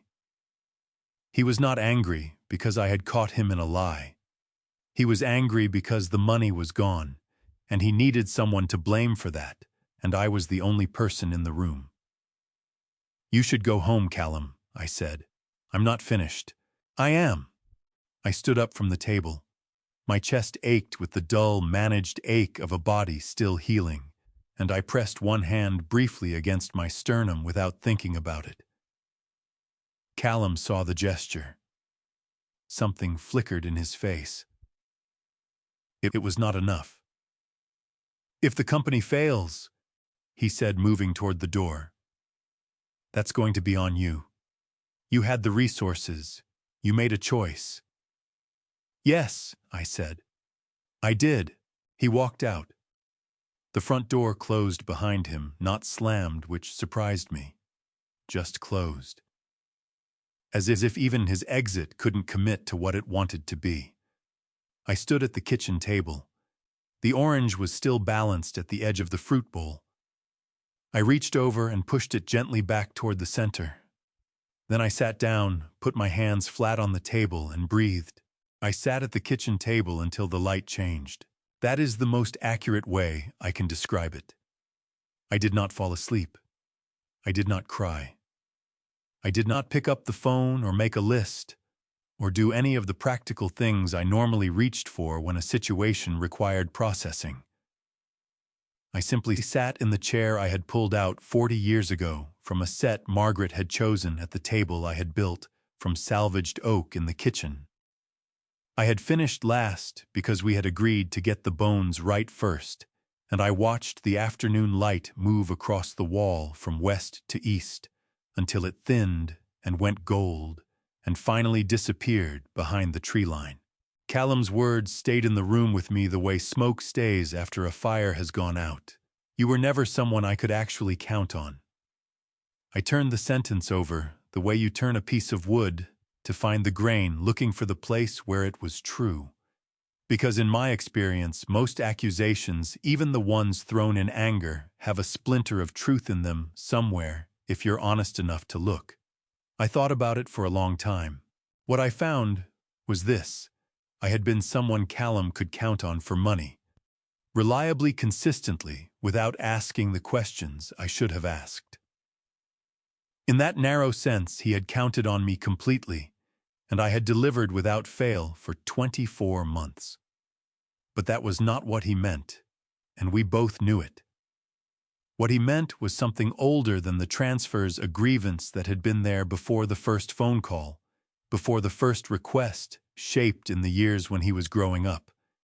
And I was working 60-hour weeks, and Margaret was the one who showed up to the school plays and the parent conferences and the long conversations that boys have with the parent who has more time. I had not been an absent father, but I had been a father whose presence was primarily physical in the house, at the table, available, without always being emotionally present in the ways that matter to a child. Margaret had known this. She had told me gently and then less gently over the years that building things was my way of loving people, but that sometimes people needed to be spoken to, directly looked at, directly asked about directly. I had tried. I had not always succeeded. Sitting at that table, I gave that truth the weight it deserved.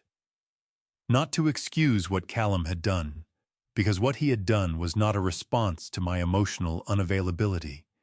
It was a choice he had made and repeated and compounded over 2 years, but because honesty required me to hold both things at once. He had wronged me. I had not been everything he needed. Both were true. Neither canceled the other. Margaret would have known how to say this out loud. She had that particular gift, the ability to name something painful without making the naming itself a weapon. I had always been better at the doing than the saying. I got up eventually and stood at the kitchen sink and ran cold water over my hands. Not because they needed washing, but because the sensation of it helped me locate myself in the room. The outdoor thermometer on the window frame read 61 degrees. The garden was dark now, the beds just visible as darker shapes against the grass. I dried my hands, went to the small notebook I kept in the drawer beside the stove, the one I used for grocery lists and hardware measurements, and the occasional thing I needed to write down before it left me. I opened it to a fresh page and wrote in the careful block letters I had used for 40 years of job site notes. Loving someone is not the same as saving them. I looked at the sentence for a moment. Then I wrote beneath it, saving someone is not the same as helping them. I closed the notebook and put it back in the drawer. The phone on the counter showed no new messages. Not from Callum. Not from anyone. The house was quiet, with the full, settled quiet of a place where the difficult thing had happened, and the air had absorbed it, and was now simply holding it the way old walls hold the memory of every conversation they have witnessed. I took my evening medication with a glass of water, the 2 new prescriptions from the hospital, which I had filled at the pharmacy on the way home and which I would take every morning and evening for the foreseeable future. Small daily evidence of a body that had been asking for attention long before I was ready to give it. Then I went to bed. Not because I was tired, though I was. Because there was nothing left to do that night that couldn't be done better in the morning, rested and clear. I lay in the dark and thought about the room at the end of the hallway. The room Callum had used when he visited the room where his boxes had sat stacked against the wall for 3 years. The room that Harold had cleared that morning and that now stood empty for the first time since Margaret died. An empty room, I thought, is not a loss. It is a question. What do you want to put there? What belongs to you now in this house, in this life that hasn't had a place yet? I did not have the answer that night. But for the first time in a long while, I was genuinely curious about what it might be. I woke at 6:15, the same as always, and lay still for exactly 1 minute before I got up. The minute was new. Dr. Mercer had recommended it not in those words, but she had said something about not transitioning too quickly from rest to activity, about giving the heart time to orient itself before making demands of it. I had translated this into 60 seconds of lying flat on my back, with my eyes open, looking at the ceiling, taking inventory of how the body felt, before asking anything of it. It was a small discipline, and I had decided to keep it. The body felt stiff. The chest ache was present but manageable, a 2 on a scale that had recently shown me what a 9 felt like, which made 2 entirely acceptable. The morning light came through the curtains in thin lines and lay across the floor in a pattern. I recognized the same pattern that had been there every morning for 11 years. The same angle, the same duration before the sun moved and the lines disappeared. I got up, made coffee, stood at the kitchen window with the mug and looked at the back porch. Harold had stacked Callum's boxes neatly under the covered section, 4 medium boxes and 2 large ones sealed with tape labeled in the handwriting I recognized as Callum's from years of birthday cards and the occasional note left on the kitchen counter. The boxes sat on the concrete in a row, patient and uncomplicated, waiting to be claimed. I had told Harold to put them there. I had not yet called Callum to tell him they were there. I would. Not today. I finished the coffee and went to the room at the end of the hallway. In the daylight, it looked different than it had the night before. Smaller maybe, or more honestly sized, a 12 by 14 room, with a single window facing the backyard hardwood floors I had laid myself in 2001, and walls painted a color Margaret had chosen and called antique linen, and that I had always privately thought looked like the inside of an envelope. The room smelled faintly of cardboard and dust from the boxes Harold had removed. I stood in the doorway for a moment with my hand on the frame. Then I walked in. The floor was solid under my feet. I had used tongue-and-groove oak throughout this section of the house, the same material as the kitchen table, and it had not moved in 23 years. I walked the perimeter, pressing my heel into each corner, the way I had always tested a floor, feeling for any give or flex that would indicate a problem beneath the surface. There was none. The room was structurally sound in every direction. I went to the garage and found the tape measure on the pegboard where it had lived for 15 years. Measured the room. Wrote the dimensions in the notebook from the kitchen drawer beneath the 2 sentences I had written the night before. 12 feet by 14 feet 2 inches. Window centered on the north wall. Electrical outlet on the east wall, single 15 amp. Overhead light on a pull chain, which I had always found inadequate, and now had a reason to replace. I sat on the floor carefully, the way a man with a healing chest sat on floors, and looked at the space from that angle the way you looked at a site before you decided what to build on it. What I wanted was a workbench. A proper one, not the makeshift surface I had been using in the garage for 30 years. 8 feet long solid maple if I could find the right boards, with a woodworking vise on the left end and a tool cabinet mounted to the wall above. Space for the hand planes and the chisels and the collection of clamps that had accumulated over 4 decades of work and lived currently in 3 separate locations because I had never given them a proper home. The room was the right size. The light from the north window was good, even indirect, the kind of light that didn't throw harsh shadows across the work surface. The floor would need protection, a layer of interlocking rubber mats, but the hardwood underneath would survive that without damage. I wrote it all down. The bench dimensions, the tool cabinet layout, the electrical work that would need doing, a proper circuit 20 amp with 4 outlets spaced along the wall. I could handle the carpentry myself within the lifting restrictions, if I was careful, and took breaks. The electrical I would hire out. I knew a man named Dennis Pruitt, who had done good work on 3 of my job sites over the years, and whose number was still in my phone. I was sitting on the floor making notes when Harold knocked on the back door.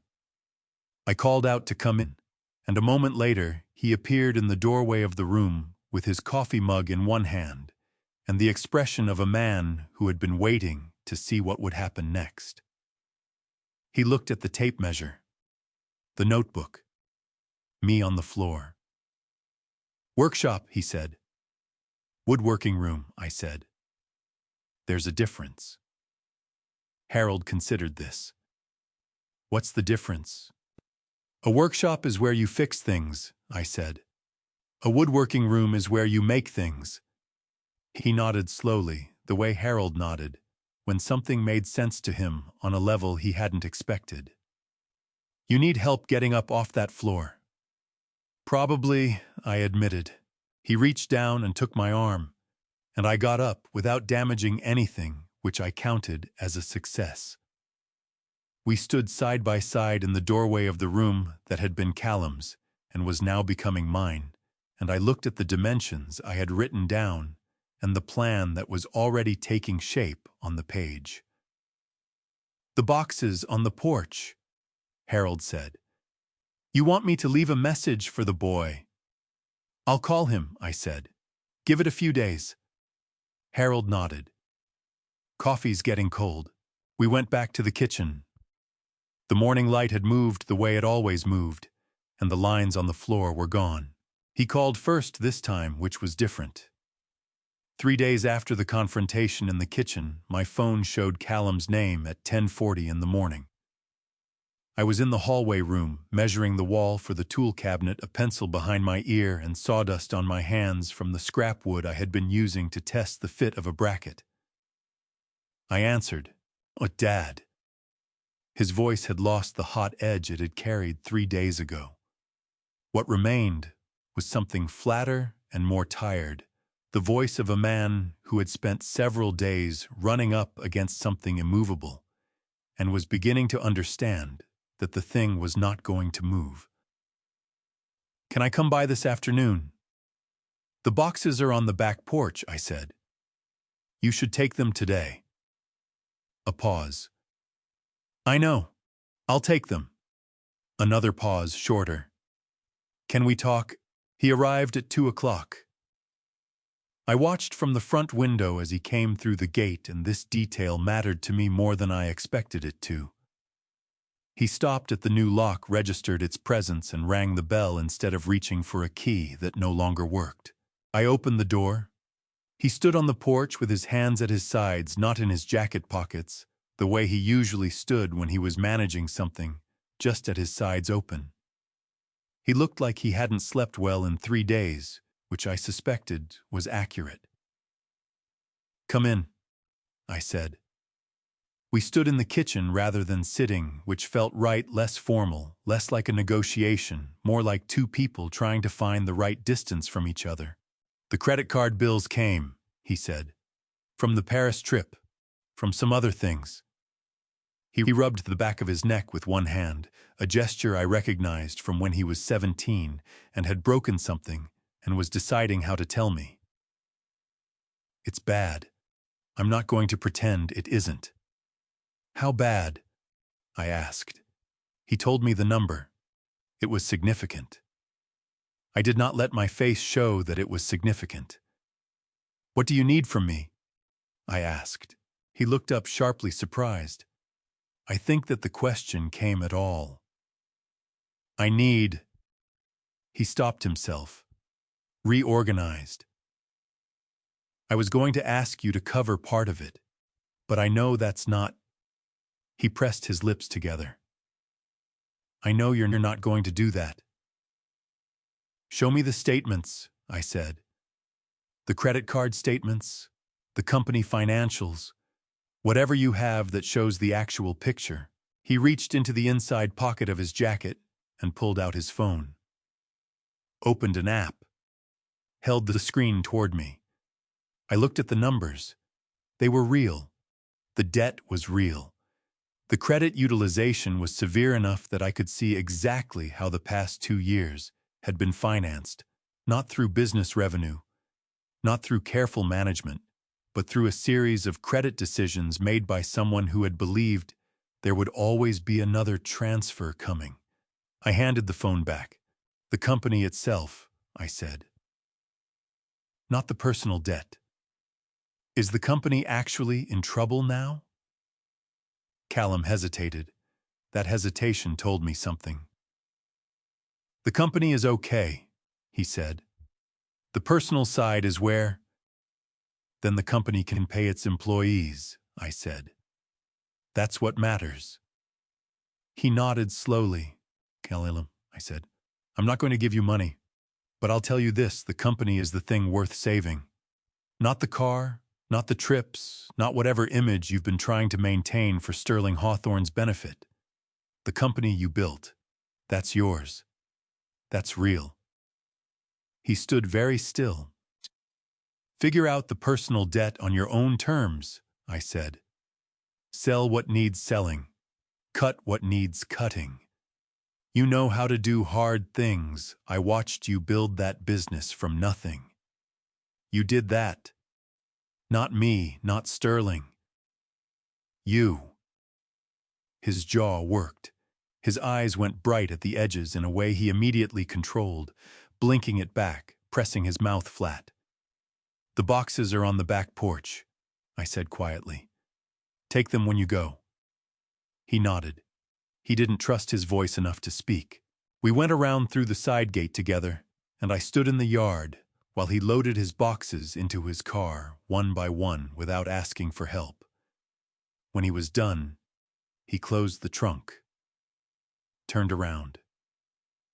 "Dad," he said, "I'm sorry." 2 words.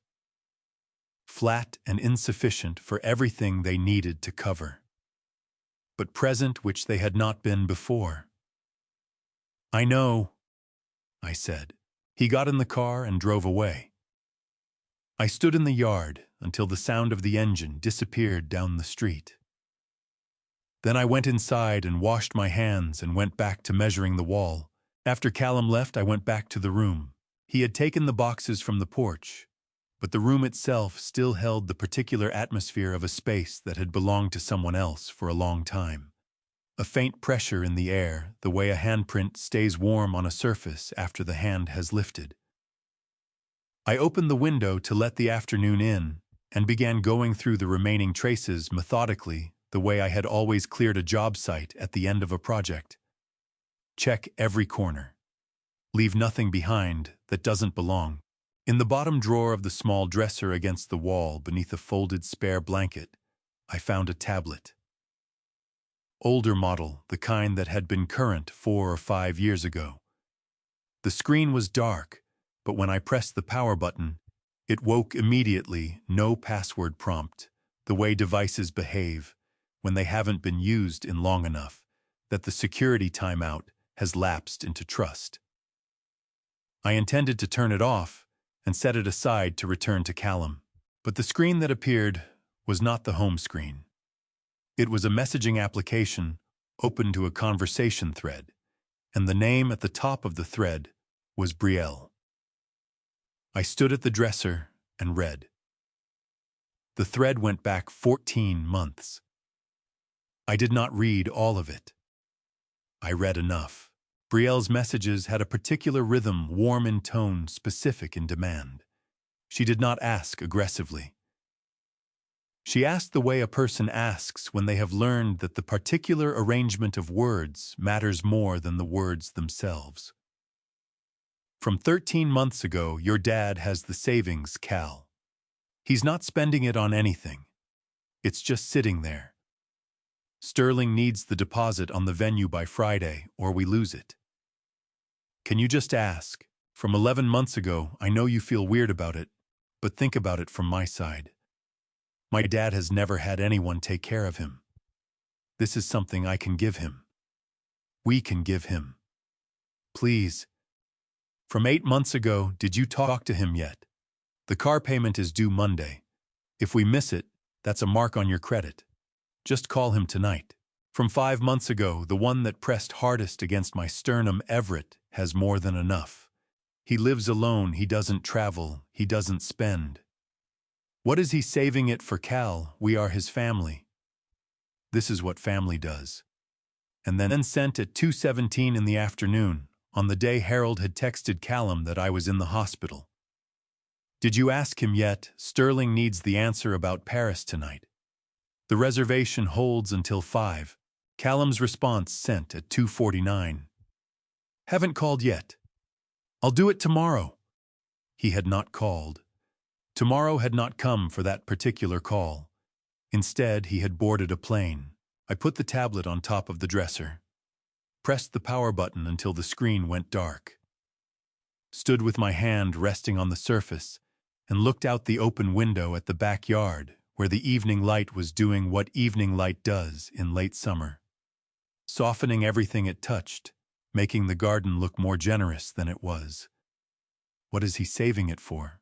I had been saving it for the same reason any person who has worked 40 years saves for the years when working is no longer possible, for the medical expenses that come with age, for the simple dignity of not becoming a burden to anyone.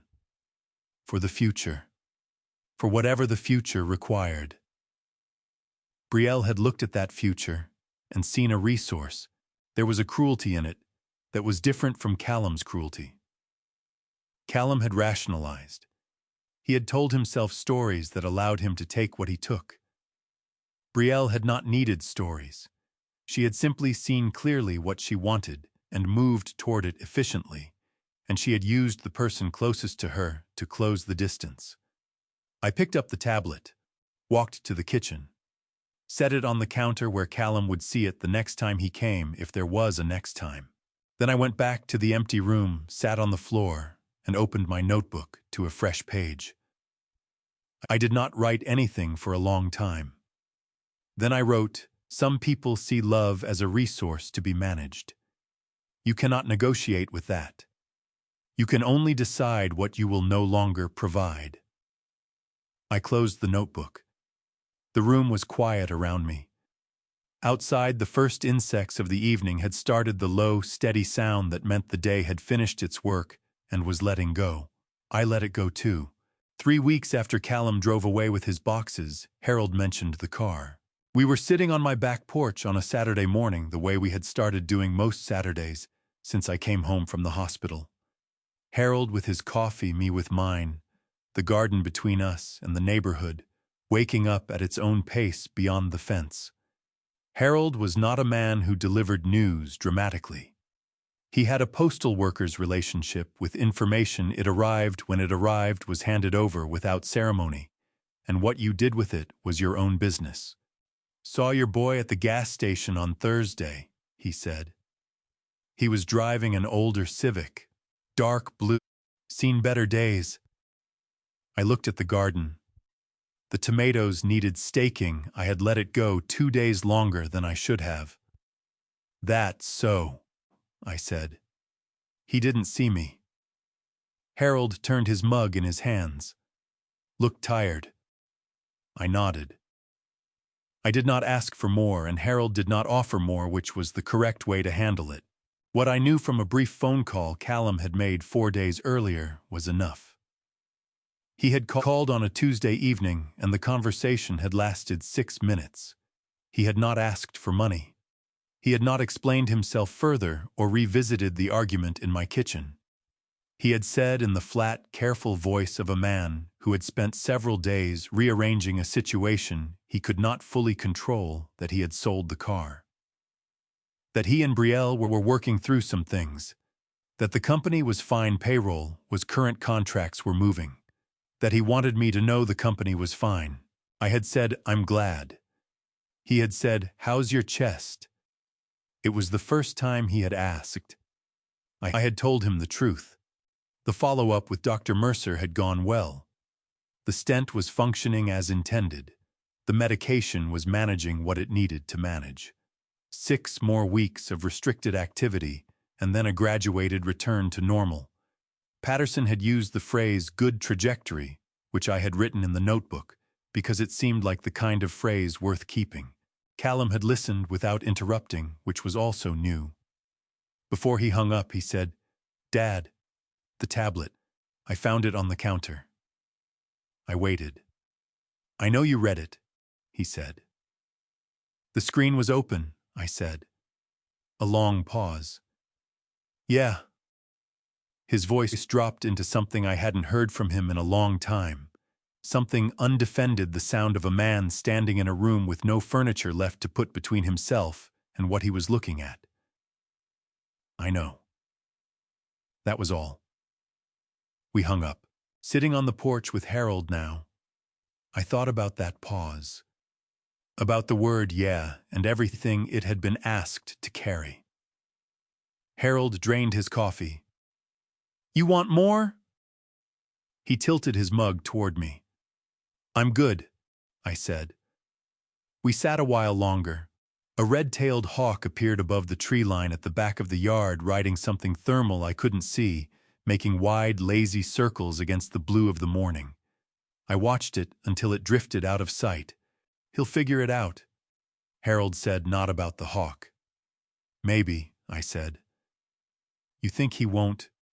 I picked up my mug. "I think figuring it out is his job now, not mine." Harold nodded once. "That's a hard thing to believe." "Yes," I said. "It is." The hawk was gone. The tomatoes still needed staking. I finished my coffee and went to do the work that was actually mine to do. Autumn came in. The way it always came to this part of the country, Not dramatically, not all at once, but through a series of small negotiations between the heat and the cold, until one morning you looked at the oak tree in the front yard and understood that the argument had been settled while you weren't watching. The woodworking room took shape through October. Dennis Pruitt came on a Wednesday and ran the new electrical circuit in 4 hours, a clean 20-amp line with 4 outlets spaced along the east wall, the kind of installation that told you the man doing it understood what the space was for and respected it. He charged me a fair rate and declined the coffee I offered because he had 3 more jobs that afternoon, which I respected. Good tradesmen always had 3 more jobs. The workbench went in the following weekend. I had found the maple boards at a lumber yard 40 minutes north of the city, 8-quarter stock clear grade, the kind of material that cost more than it should and was worth every cent of it. Harold helped me carry the boards inside, which was the extent of what my chest restrictions would allow me to delegate. The cutting and the joinery I did myself slowly with more rest breaks than I was accustomed to taking. The finished bench was 8 feet long and 4 inches thick and sat level on the floor without shimming, which I considered a personal accomplishment, given that the floor itself had a slight pitch toward the north wall that I had never bothered to correct in 43 years. The woodworking vise on the left end moved smoothly and held without creep. I mounted the tool cabinet above it on a Saturday afternoon and spent an hour arranging the hand planes in order of size, the chisels in order of width, the clamps in a row along the bottom rail. Then I sat in the wooden chair I had brought in from the kitchen. Not the reading chair I had imagined that would come later, and looked at the room. It looked like mine. For the first time in this house, a room looked entirely like mine. Harold had mentioned the chess group at the library in early October. The way Harold mentioned things casually without pressure, as information, rather than invitation. A group of 8 or 10 men who met on Friday evenings in the reading room. Mixed skill levels, mixed ages, the kind of low-stakes competition that was primarily an excuse to sit with other people and think about something that had nothing to do with the rest of your week. I had played chess seriously in my 30s, then let it go the way you let things go when work and family fill the hours. I was not certain how much of it remained in me. I went on the second Friday of October. The reading room at the public library smelled of old paper and carpet cleaner, and faintly of the coffee someone had brought in a thermos and was dispensing into small paper cups without being asked. There were 9 men around the table when I arrived. The youngest looked to be about 50, the oldest perhaps 80, and they received me the way men of a certain age receive a newcomer to an established group, with the combination of reserve and genuine welcome that takes years to understand, is not contradiction. The man across from me in the first game was named Walter. Retired civil engineer. Aggressive opening, conservative mid-game, the profile of someone who had spent a career managing risk. He beat me in 31 moves and then spent 5 minutes walking me through where I had gone wrong, which I found more valuable than the game itself. I won the second game against a quieter man named George, who played the way some people read, slowly, thoroughly, with complete attention. He shook my hand afterward and said, "Same time next week." And I said yes without hesitating.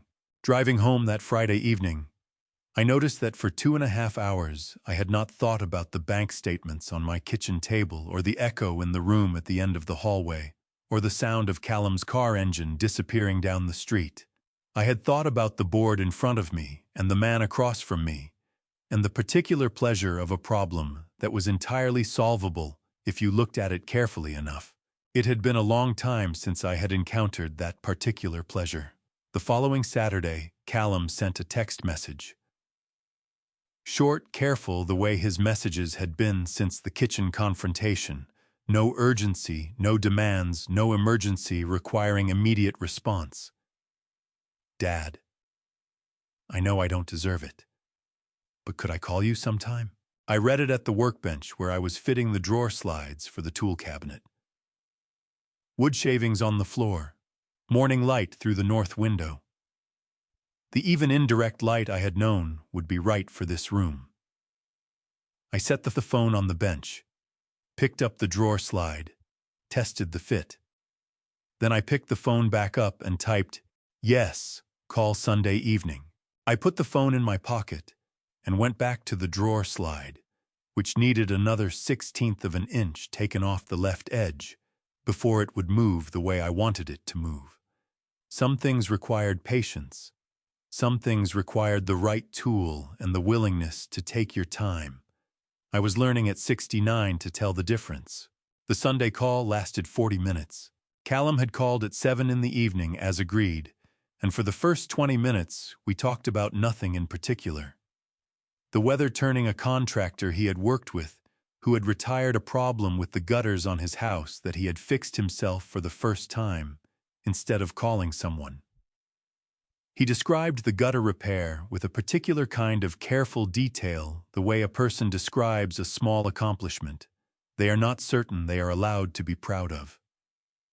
I listened and told him he had done it right. Then he said, "Can I come over sometime this week?" Not to talk about anything specific, just to see the house. I looked across the hallway at the woodworking room where the bench sat in the dark, with the tools arranged above it, and the wood shavings still on the floor from the afternoon. "Wednesday," I said. "Come at 2. He arrived at 1:57. I watched from the kitchen window as he came through the front gate slowly, the way a person moves when they are paying attention to where they are, rather than where they are going. He had no flowers, no bag, nothing in his hands. Just himself in a jacket I recognized from 3 or 4 years ago, a little worn at the elbows now. He rang the bell. I opened the door. We looked at each other for a moment across the threshold, my son, who was 41 years old, and looked it in a way he hadn't before. The way people look their age when they have stopped performing something, and I stepped aside. "Come in," I said. He came in. He stopped at the hallway and looked toward the woodworking room, the door open, the bench visible from where we stood. He walked toward it without asking. Stood in the doorway and looked at the bench, the tool cabinet, the planes arranged by size, the morning light. It was afternoon now, but the north window held its character through the day, laying itself across the maple surface. "You built this," he said. "The bench, yes," I said. "The room needed rewiring. I hired that out." He nodded. He reached out and ran his hand along the edge of the bench, the way a person touches something they recognize as well made. His hand came away with a faint trace of linseed oil on the fingertips. We went to the kitchen. I put the kettle on. He sat at the table, the oak table, the same table where I had laid out the bank statements 2 months earlier, and put his hands flat on the surface the way I had put my hands flat on it that afternoon. I don't know if he noticed. I didn't say anything about it. The tea was ready. I set a mug in front of him and sat down across from him with mine. He wrapped both hands around the mug. Outside, a wind had picked up and was moving through the oak tree in the front yard, with a sound like something being said at low volume too far away to make out the words. "Dad," he said, "I came because I wanted to see you, not because I needed something. I want you to know that." "I know," I said. He looked at the table. "I've been thinking about what I did, not just the money. The way He pressed his lips together.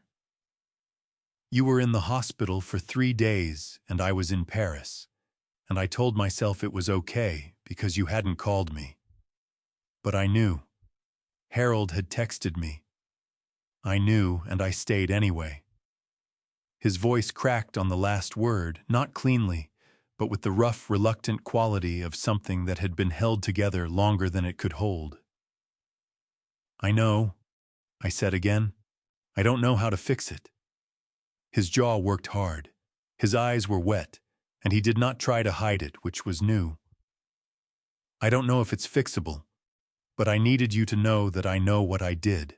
I looked at my son sitting at my table with his hands around a mug of tea, crying in the honest, unguarded way that men cry when they have finally stopped managing the impression they make. And I felt the particular ache of a love that had been badly handled by both of us in different ways for a long time. I reached across the table and put my hand over his. "It's fixable," I said. "It'll take time, but it's fixable." He nodded. He couldn't speak.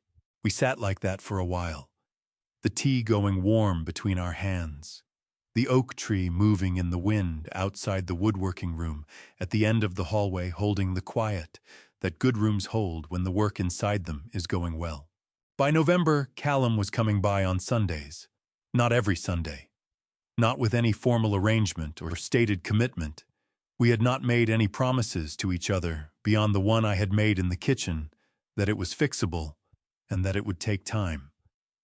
But most Sundays around 2 in the afternoon, I would hear the gate and then the bell, and I would go to the door and find my son standing on the porch with his hands at his sides and no agenda visible in his face.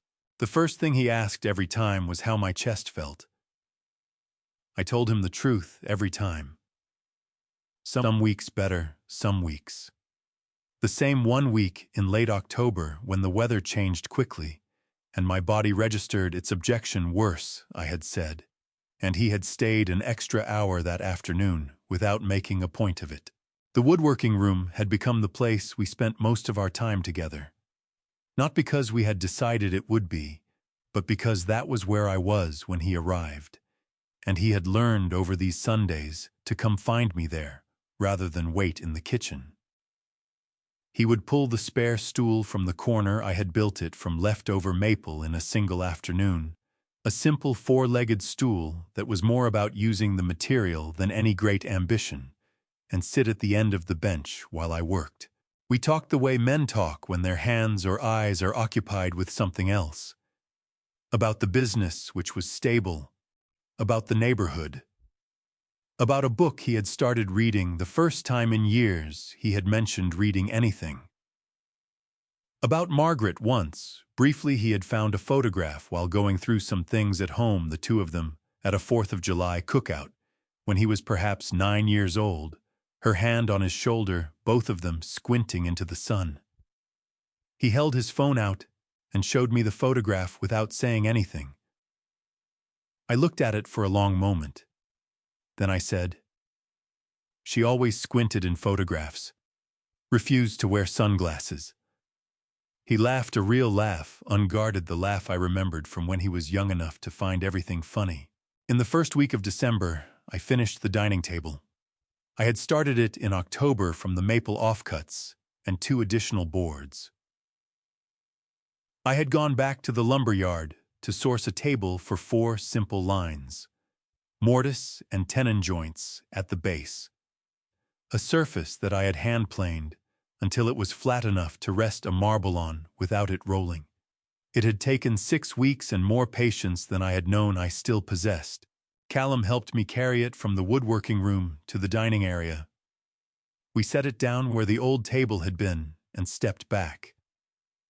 "That's beautiful, Dad," he said. "Yes," I said. "It is." He ran his hand along the surface the way he had run his hand along the workbench on his first visit, with the same recognition, the same honest appreciation. The linseed oil had cured fully, and the maple had darkened slightly the way good wood darkened when it had been worked properly and given time. We had lunch at the new table. Nothing elaborate: sandwiches, coffee, the ordinary meal of 2 people who have found their way back to each other's company, without needing to make it mean more than it was. After he left, I stood at the kitchen window and looked at the backyard. The garden had gone dormant for the winter, the beds covered. The work paused until spring. The old work shed in the corner still needed a new roof. I had decided to do it myself in March, within whatever my physical capacity allowed by then. There was always something that needed doing. I had spent 69 years understanding that as a burden. I was beginning to understand it differently now as evidence. Evidence that the structure was still standing, that there was still work worth doing inside it. My phone rang. An unknown number. Not Callum, not Harold, not Raymond or Dennis Pruitt, or anyone whose name I would recognize on the screen. I looked at it for a moment. The old version of me, the version who had sat alone at a kitchen table on a July morning, waiting for a call that never came, might have let it ring. Might have assumed that whatever was on the other end of an unknown number was more complication than he needed. I picked up. "Hello," I said. Outside, the first snow of the season had begun, light, tentative, the kind that didn't stick, but reminded you it was coming. It settled on the dormant garden and the covered beds and the roof of the old workshed, and disappeared almost immediately, leaving the surfaces exactly as they had been. But it had been there. And I was here. That was enough. I spent 2 years handing my savings to someone I trusted completely. I told myself it was love. What it actually was fear. Fear of being unnecessary. Fear that if I stopped giving, I would stop mattering. Don't do what I did. Don't wait until you're lying in a hospital bed, counting the days your phone stays silent, before you ask the question that was always yours to ask: is this love? Or is this just convenience wearing love's face? I believe God gives every man a moment of clarity. Mine came at 3 a.m. through a photograph I was never meant to see. Family justice doesn't always arrive loudly. Sometimes it arrives quietly: a canceled transfer, a new lock, a table built by your own hands. That is what family justice looked like for me. And if you have followed family justice stories long enough, you already know the quietest endings are often the most powerful. These are my dad's revenge stories. Not revenge against my son, but against the version of myself that confused silence with peace. Every man has his own dad's revenge stories. Every father has a moment when he must decide what he will no longer accept. These dad's revenge stories belong to all of us. My opinion, a boundary is not a wall. It is a foundation. Build it before the cracks show. If something in this story moved, you leave a comment. Share it with someone carrying a weight they didn't earn. Subscribe so the next story finds you. Thank you for staying until the very end. The stories on this channel include fictional elements crafted to illuminate the human experience, to educate, to challenge, and perhaps to heal. If this content doesn't serve you, that's completely okay. Choose what feeds your spirit.